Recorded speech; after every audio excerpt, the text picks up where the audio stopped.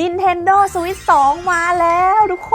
น วันนี้นะคะก็จะเป็น Day 1ที่ Nintendo Switch นะคะเปิดตัวแล้วก็วางขายวันนี้เลยนะคะซึ่งวันนี้เนี่ยตาลจัดมาเรียบร้อยแล้วบอกเลยว่าเล่นไปแล้วตอนนี้ยังไม่ได้นอนเลยก็คือเล่นทั้งคืนบอกเลยนะทุกคนว่าความรู้สึกแรกที่ตาลได้เล่น Nintendo Switch 2 ครั้งนี้ก็คือรู้สึกเลยว่าคุ้มค่ากับการรอคอยมา8ปีนะคะเป็นการรอคอยที่ยาวนานแล้วผลมันดีมากๆจากใจคนที่เล่น Switch 1นะคะมาตั้งแต่ช่วงเขาออกใหม่แรกๆเลยจนถึงทุกวันนี้ตาลยังเล่น Switch 1อยู่เลยนะแล้วพอมาเจอ Switch 2 วันนี้ตาลรู้สึกเลยว่าเนี่ยแหละสิ่งที่เรารอคอยตาลเพิ่งลงคลิป Unbox นะคะแล้วก็รีวิวสั้นๆที่สนามบินไปในพวกแพลตฟอร์มแนวตั้งทั้งหลายแล้วก็มีคนถามตาลมาเยอะมากเลยนะคะว่าแบบตาลมันดีไหมกับการที่แบบจะอัพจากรุ่น1เนี่ยไปสู่รุ่น2ตาลตอบได้เต็มปากเลยนะว่าแบบดีมากพี่อัพเลยพี่อัพตอนนี้เลยเกินไปปะไม่เกินไป เพราะฉะนั้นวันนี้นะคะตาลจะมารีวิวเปรียบเทียบเลยนะคะระหว่างตัว Nintendo Switch รุ่น1นะคะกับรุ่น2ว่าอะไรมันดีอะไรมันพัฒนามาตรงไหนรุ่นนี้ไม่มีรุ่นนี้มีเพื่อการตัดสินใจในการเลือกซื้อนะคะเผื่อใครที่รู้สึกว่ากำลังจะซื้อรุ่น1ที่คนกำลังเทขายกันอย่างบ้าคลั่งหรือว่ากำลังจะอัพจากรุ่น1ไปรุ่น2ก็สามารถดูคลิปนี้ในการประกอบการตัดสินใจได้นะคะโอเคไปดูกันเลยค่ะมาเริ่มกันตั้งแต่กล่องเลยนะคะกล่องอันนี้จะเป็นรุ่น2นะคะอันนี้เป็นรุ่น1ก็จะมีความใหญ่กว่านิดนึงแค่นี้แหละ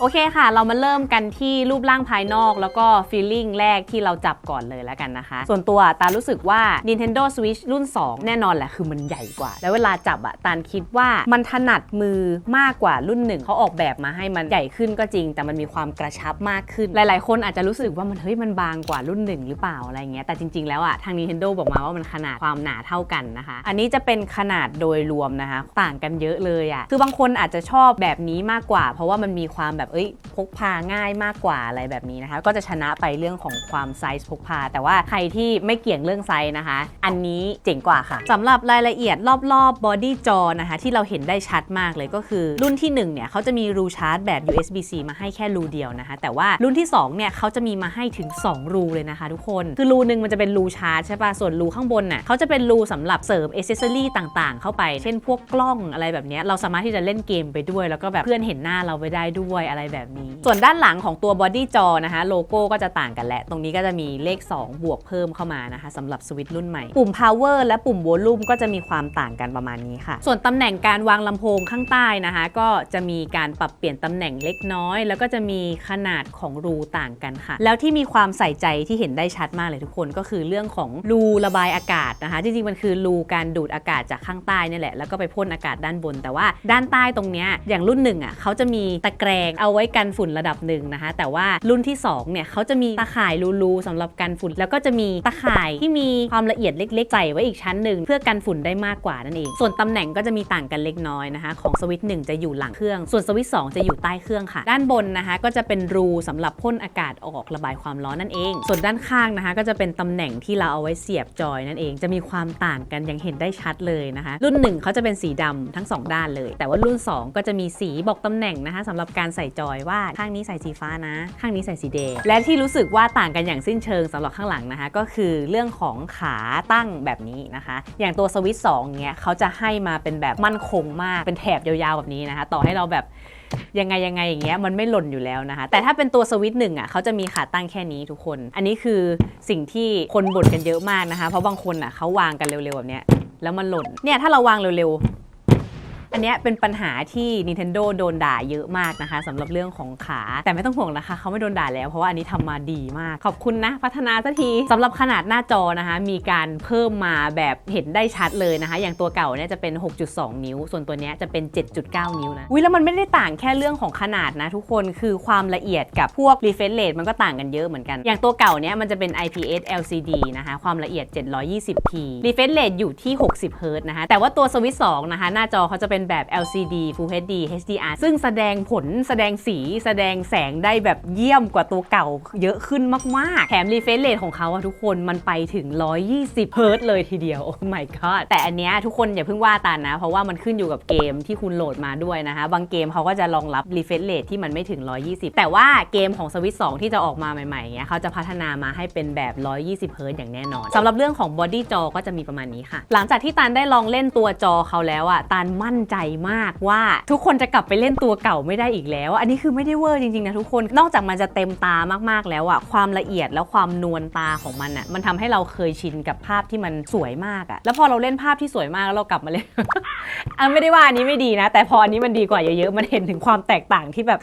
กลับไปเล่นอันนี้ไม่ได้แล้วอะแบบนั้นเลยนะคะใครที่อยากที่จะอัพสเกลเรื่องของความชัดขึ้นความนวลตาขึ้นอะไรอย่างเงี้ยแนะนำเลยค่ะคุณต้องมีเดี๋ยวเราไปเรื่องจอยกันต่อเลยดีกว่าสำหรับจอยของ Nintendo Switch 2 นะคะที่เราสังเกตได้อย่างแรกเลยคือทุกอย่างมันใหญ่ขึ้นกว่าอันหนึ่งมากๆนะคะไม่ว่าจะเป็นปุ่มหรือว่าตัวอนาล็อกก็ตามแล้วก็มีทัชชิ่งที่ตารู้สึกว่ามันมีความกรึบมือแล้วรู้สึกดีกว่านะคะและอีกจุดใหญ่ๆเลยนะคะที่เราจะสังเกตเห็นได้ก็คือเขาเพิ่มปุ่มแชทตรงนี้มาให้ด้วยนะคะอันนี้คือกดปุ๊บเราก็จะสามารถแชทคุยกับเพื่อนๆที่เล่น Nintendo กับเราได้ด้านหลังนะคะมันก็จะมีความต่างกันเรื่องของปุ่มปลดจอยนิดนึงนะคะอย่างตัวเนี้ยมันจะมีความเป็นปุ่มปลดจอยที่กดง่ายๆนะคะจะเป็นใหญ่ๆแต่ว่าถ้าเป็นรุ่นแรกอ่ะมันจะต้องเอานิ้วจิกตรงนี้นิดนึงนะคะแล้วก็ดึงออกการปลดจอยง่ายมากทุกคนเร็วมากเนี่ยแค่กดแล้วดึงออกมันเป็นระบบแม่เหล็กนะคะมันดูดแน่นมากทุกคนคือมันไม่มีทางหลุดแน่นอนเหมือนมันน่าจะมีตัวล็อกอะไรอยู่แถวนี้สักอย่างหนึ่งเนี่ยแค่นี้สำหรับปุ่ม SL กับ SR นะคะ2อันนี้คือต่างกันอย่างเห็นได้ชัดเลยทุกคนแต่มันมีข้อดีข้อเสียนะพวกเราส่วนใหญ่จะชินกับรุ่นแรกนะคะที่เขาจะมีตัวใส่เสริมแบบนี้มาให้นะคะทำให้เราสามารถกดปุ่ม SL SR ได้มันขึ้นแล้วก็สะดวกขึ้นอะไรเงี้ยแต่ว่าตัว Nintendo Switch 2 อ่ะไม่มีนะทุกคนเพราะว่าเขาพัฒนาให้ปุ่ม SL SR ตรงนี้มันใหญ่ขึ้นแล้วนะคะตอนนี้เราก็สามารถที่จะกดได้แบบสะดวกสบายไม่ต้องใช้ตัวนี้แล้วนะคะแต่บางคนอย่างตาอย่างเงี้ยถ้าถามตาอ่ะตารู้สึกว่าตาชอบแบบนี้มากกว่าเพราะว่ามันแบบอย่างเงี้ย แต่ก็ถ้าเทียบกับความพัฒนาหลายอย่างที่ให้มาก็โอเครับได้จอยของรุ่น2อ่ะทุกคนเขาไม่มีอันนี้มาให้ก็จริงนะแต่ว่าเขามีอันนี้มาให้พร้อมกับฟังก์ชันใหม่ที่มาพร้อมกับจอยนั่นเองนะคะทุกคนคือจอยของรุ่น2อ่ะมันสามารถใช้เป็นเมาส์แบบนี้ได้แบบเมาส์เหมือนเมาส์คอมที่เราแบบเล่นๆกันอ่ะแล้วก็อันเนี้ยมันจะเป็นตัวที่ช่วยทำให้เราอ่ะใช้เมาส์ได้แบบไวขึ้นแล้วก็สบายขึ้นขอเสริมเรื่องจอยนิดนึงนะคะวิธีการใช้จอยให้เป็นเมาส์เนี่ยเราก็ดึงออกมาแบบนี้เลยนะคะจริงๆแค่เนี้ยแล้วก็วางอย่างเงี้ยมันเป็นเมาส์ได้แล้วนะทุกคนเห็นปะลากก็เป็นเมาส์ได้แล้วนะคะแล้วก็เราสามารถใช้คอนโทรลเลอร์ตรงเนี้ยในการเลื่อนขึ้นลงแบบนี้ได้ด้วยแล้วถ้าอยากให้ตรงนี้มันลื่นขึ้นนะคะเราก็เอาตัวที่เขาให้มาแบบนี้เนี่ยเอามาใส่มันจะได้เป็นเมาส์โดยสมบูรณ์แบบนะคะและสิ่งที่ดีมากแล้วรู้สึกว่าเขาพัฒนามาได้ถูกที่มากนะคะก็คือเรื่องของการใส่จอยนั่นเองอย่างที่ทุกคนเคยเห็นกันเลยแหละก็คือรุ่นใหม่อ่ะมันจะสามารถใส่แบบนี้ได้เลยส่วนใครที่ยังไม่รู้นะคะว่ารุ่นเก่าใส่ไงเขาจะใส่ประมาณนี้ค่ะทุกคนความลำบากเว้ยใส่ผิดด้านใช้รูตรงนี้เสียบลงไปกึกแบบนี้นะคะมันก็จะมีความแบบเสียบผิดเสียบถูกเหมือนเมื่อกี้นิดนึงแบบ อะไรอย่างนี้นะคะแต่ว่าปัญหานั้นจะไม่เกิดขึ้นกับตัว Nintendo Switch 2 นะคะเดี๋ยวตาจะเทสให้ดูว่าการใส่จอยแต่ละอันน่ะใช้เวลาเท่าไหร่1 2 3โอ๊ย ติดนิสัยอ่ะเอาใหม่1 2 3 1 2 3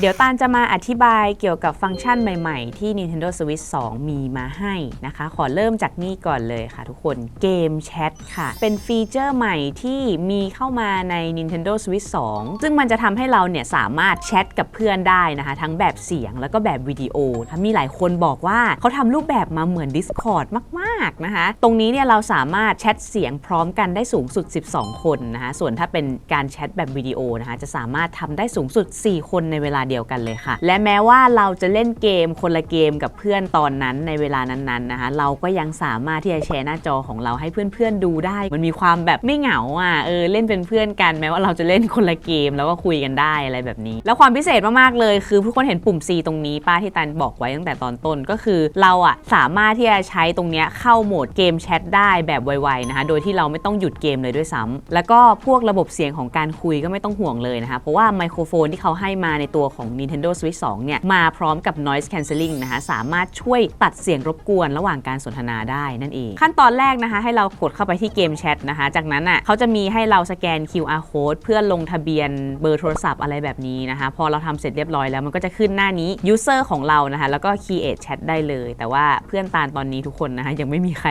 ลงทะเบียนเลยนะคะก็เลยยังเล่นเกมแชทตอนนี้ไม่ได้และทุกคนไม่ต้องห่วงเรื่องความเป็นส่วนตัวอะไรอย่างนี้นะคะเพราะว่าการที่เราจะแชทกับเพื่อนได้เนี่ยเราจะต้องไ ได้รับการอนุมัติจากเพื่อนของเราก่อนนะคะแน่นอนว่าถ้าคนอื่นอยากจะแชทกับเราก็ต้องอนุมัติก่อนเช่นเดียวกันตรงนี้ไม่ต้องกลัวเลยค่ะส่วนเด็กๆนะคะที่มีอายุต่ำกว่า16ปีเนี่ยตรงนี้จะต้องได้รับการอนุมัติจากผู้ปกครองผ่าน Nintendo Switch Parental Control ก่อนค่ะมาถึงเรื่องของเกมแชร์นะคะซึ่งเป็นฟังก์ชันที่ตาลชอบมากๆเลยอ่ะคือเขาใจดีมากเลยนะถ้าเราเข้าตรงเนี้ยเราสามารถที่จะแชร์เกมของเราอ่ะให้เครื่องใกล้ๆของเราเล่นได้นะคะทุกคนแม้ว่าเขาจะไม่มีเกมเดียวกับเราก็ตามแต่ว่าอันเนี้ยมันไม่ได้ทำได้ทุกเกมนะมันจะต้องเป็นเกมที่รองรับเกมแชร์เท่านั้นนะคะซึ่งปัจจุบันนี้นะคะวันที่7 มิถุนายนเนี่ยก็มีตามนี้นะคะรายชื่อที่รองรับเกมแชร์ซึ่งการเชื่อมต่อเนี่ยมีข้อแม้ว่าเรากับเพื่อนเราเนี่ยจะต้องอยู่ใกล้ๆกันนะคะเนี่ยเอาเครื่องมาไว้ใกล้ๆกันแบบนี้นะคะแล้วก็มันจะมีการใช้ Local Wireless Connect นะคะสามารถทำให้เราเนี่ยเชื่อมต่อเครื่องของเพื่อนเราได้นั่นเองฟีเจอร์ต่อไปนะคะเรียกได้ว่าเป็นฟีเจอร์ที่ใจดีอีกแล้วนะคะแล้วก็เป็นฟีเจอร์โปรดของตาเลยก็ว่าได้นั่นก็คือการที่เราเนี่ยสามารถส่งเกมในเครื่องของเราไปให้เพื่อนเรายืมได้นั่นเองก่อนอื่นนะคะให้ทุกคนสังเกตก่อนว่าหน้าชื่อเกมของเราอ่ะมันจะมีสี่เหลี่ยมทึบๆตรงนี้ใช่ปะนั่นแปลว่าแผ่นเกมนี้เนี่ยอยู่ในเครื่องของเรานะคะถ้าเกมนี้ไม่ได้อยู่ในเครื่องของเรามันจะขึ้นแบบนี้ทุกคนเป็นสี่เหลี่ยมโป่งๆแบบนี้นะคะขั้นตอนการทำนะให้เราไปที่นี่เลย Virtual Game Card ค่ะเลือก Account แล้วก็เลือกแผ่นเกมในสต็อกของเรานะคะว่าเราอยากจะส่งเกมไหนไปให้เพื่อนเราเนี่ยเดี๋ยวตาจะส่ง Zelda ไปให้นะคะกดไปที่ Lend to Family Group ค่ะอันนี้ต้องบอกก่อนนะคะว่าการที่เราจะส่งเกมไปให้เพื่อนของเราได้เนี่ยเราจะต้อง invite เพื่อนเรามาให้อยู่ใน Family เดียวกันกับเราก่อนนะคะซึ่งขั้นตอนการทำก็สามารถทำได้ใน Nintendo Account นะคะตรงนี้เชื่อมต่ออยู่กับ Nintendo eShop นั่นเองหลังจากที่เราทำเรียบร้อยแล้วนะคะให้เรากดไปที่ Lend to Family Group ค่ะ Select User แล้วก็ส่งไปให้เพื่อนของเราได้เลยทีนี้มันก็จะต้องให้เพื่อนของเรานะคะกดไปที่ Virtual Game Card ค่ะเลือก Account ค่ะทีนี้มันจะทำการตรวจสอบนะคะว่าใครนะจะให้เรายืมเกมโอเคกดยืมได้เลยนะคะตรง Borrow ตรงนี้เฮ้ยเพียงเท่านี้นะคะเราก็จะสามารถให้เพื่อนเรายืมเกมได้แล้วค่ะเย้ต้องบอกไว้ก่อนนะคะว่าระยะเวลาที่เราสามารถให้เพื่อนยืมได้นะคะนั่นคือระยะเวลา14 วันนั่นเองแต่ว่าถ้าเราเกิดทะเลาะกับเพื่อนขึ้นมานะคะอยากจะเอาเกมคืนอย่างเงี้ยเราก็สามารถเลี่ยงคืนเมื่อไหร่ก็ได้เลยวิธีการดูว่าใครยืมเกมนั้นของเราอยู่นะคะให้เราดูสัญลักษณ์ตรงนี้ค่ะเนี่ยมันจะมีกลมๆเป็นหน้าเพื่อนของเราอยู่นะคะว่าเกมนี้อยู่ที่เพื่อนนะถ้าเราอยากจะเอาคืนเราก็กดไปเลย collect from family group นะคะกด collect ค่ะ load on this system นะคะเพียงเท่านี้นะคะเราก็จะสามารถเรียกแผ่นเกมคืนมาที่เครื่องของเราได้แล้วนะคะตามว่าเดี๋ยวอีกหน่อยมันต้องเกิดธุรกิจใหม่มาแน่เลยนะคะแบบการแบบเช่าเกมอะไรเงี้ยใครอยากเช่าเกมทักมาได้นะคะตานมีอยู่193เกมนะคะตานจะให้ทุกคนยืมวันละ 3,000 บาทค่ะ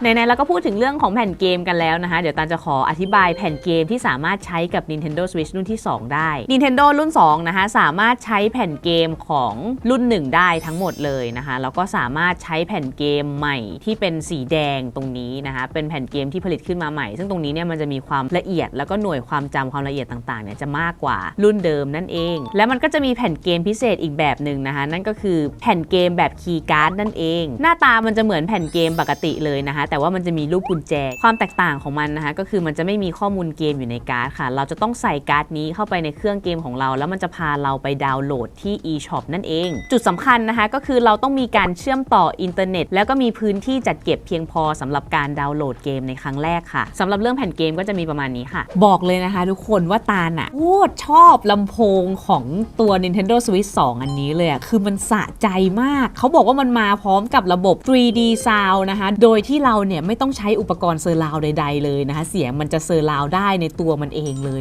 ทุกคนเดี๋ยวเล่นเกมเกี่ยวกับเพลงให้ดูแล้วทุกคนจะรู้เลยว่าลำโพงมันดีมากจริงๆโอ้โห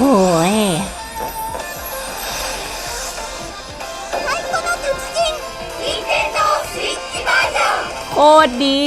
เสียงมันเซอร์ราวด์แล้วมันกว้างมากทุกคนเสียงก็คือเหมือนภาพมันลอยออกมาเลยภาพชัดเกิน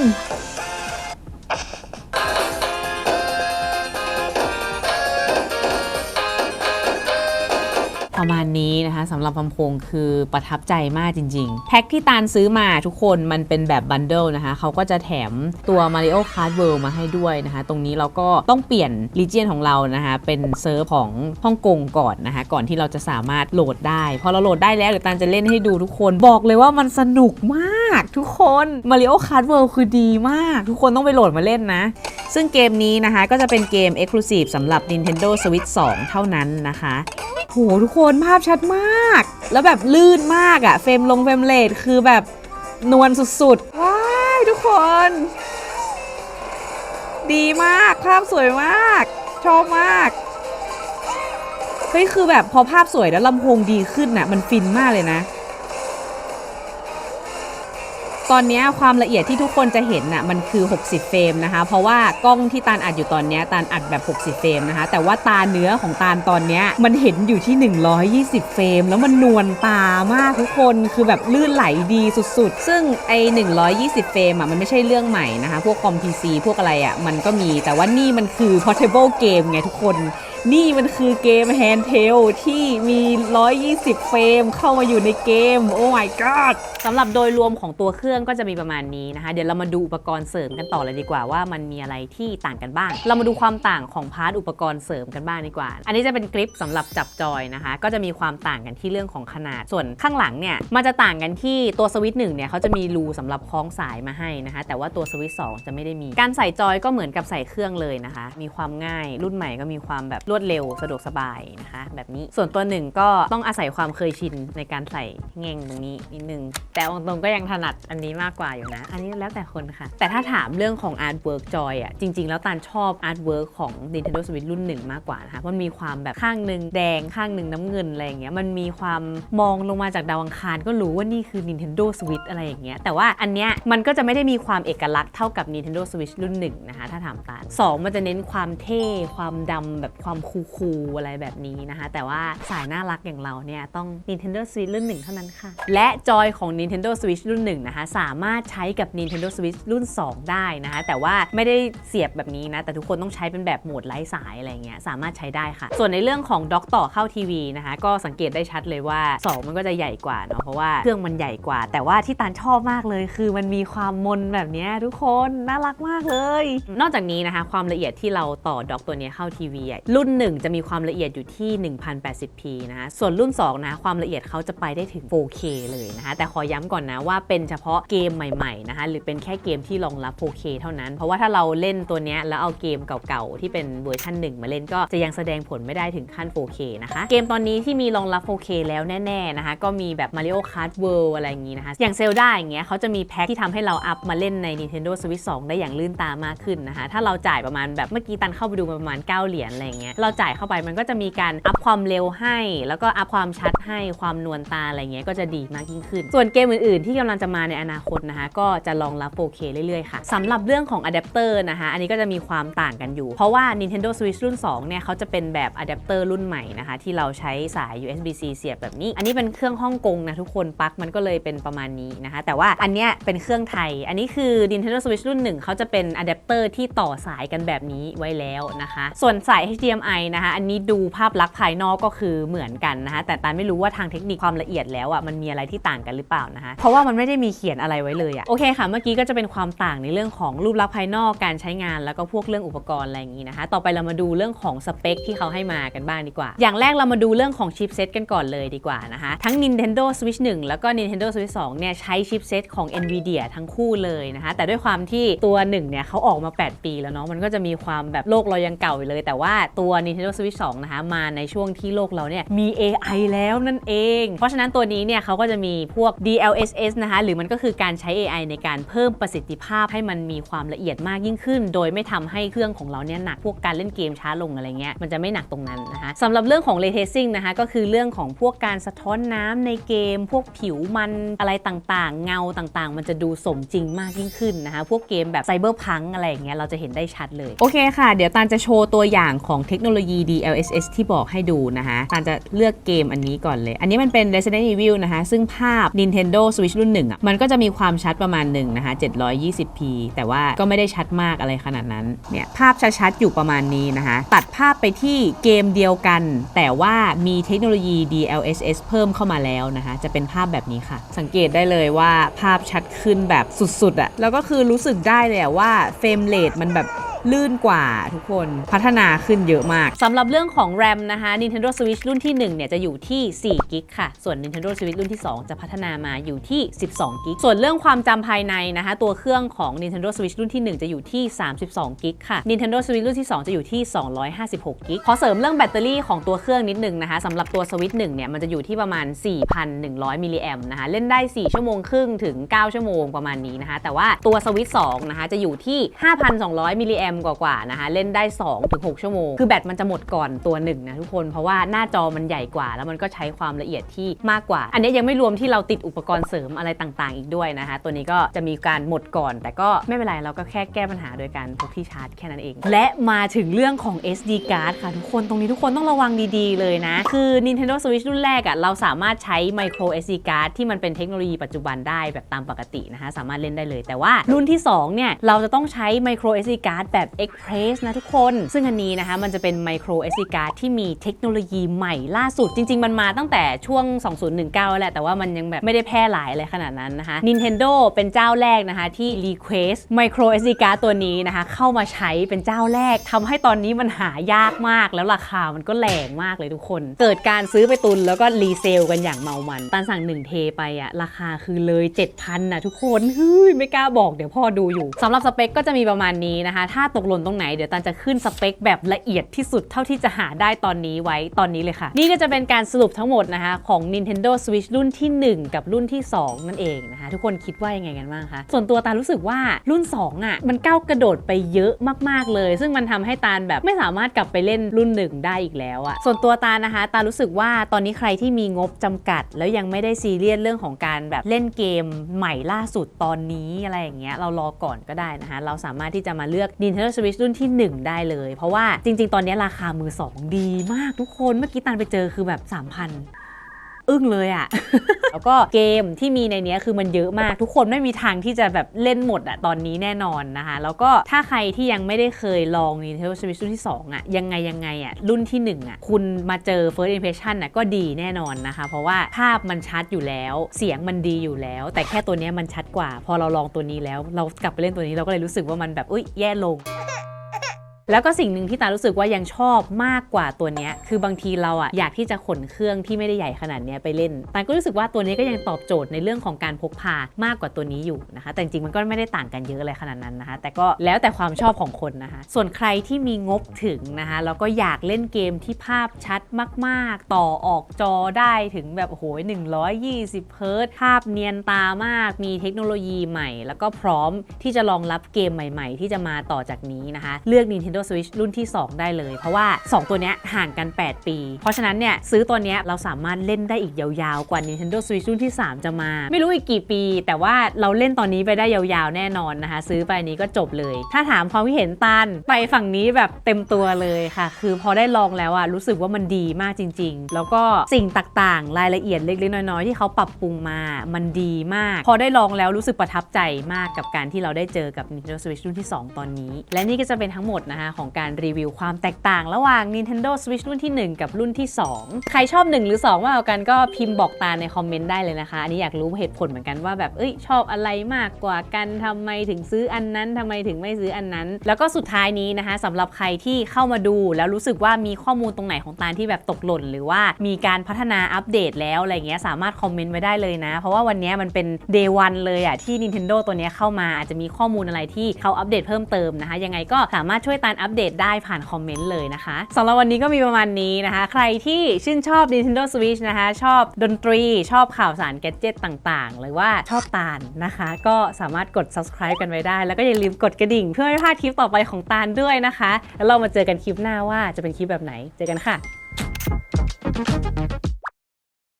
ความดีงามของการมีรู USB 2 ที่นะคะก็คือการที่เราเนี่ยไม่ต้องซื้ออุปกรณ์เสริมเวลาที่เราจะต่อเครื่องเล่นอะไรแบบนี้นะคะยกตัวอย่างเลยอย่างที่ตันเจอมานะคะก็คือตันซื้อไทโกโนทัสจินมาใช่ปะแล้วการที่เราจะต่ออีเครื่องนี้เข้าไปที่รูเนี้ยนั่นแปลว่าเราจะต้องซื้อขาจับจอมาตั้งเพราะไม่งั้นน่ะถ้าเราเสียบอย่างนี้ใช่ปะแล้วเราตั้งจออย่างเงี้ยเนี่ยมันไม่ได้ทุกคนดูดิเนี่ยไม่รู้จะทำยังไงไม่รู้จะเสียบยังไงเพราะว่าอุปกรณ์มันต้องเสียบตรงนี้เห็นปะ มีที่เดียวตาลก็เลยต้องไปซื้อตัวนี้มาเสียตังค์ซื้อมาอีกเพื่อที่จะเอามาวางให้มันต่อสายได้แบบนี้นะคะ แต่ว่าปัญหานั้นได้รับการแก้ไขเป็นที่เรียบร้อยแล้วค่ะทุกคนนี่ ในที่สุดเราก็ไม่ต้องต่อด็อกเวลาเล่นเกมนี้แล้วไม่ต้องใช้อุปกรณ์เสริมแล้วด้วยเดี๋ยวเล่นโชว์สักเพลงดีกว่า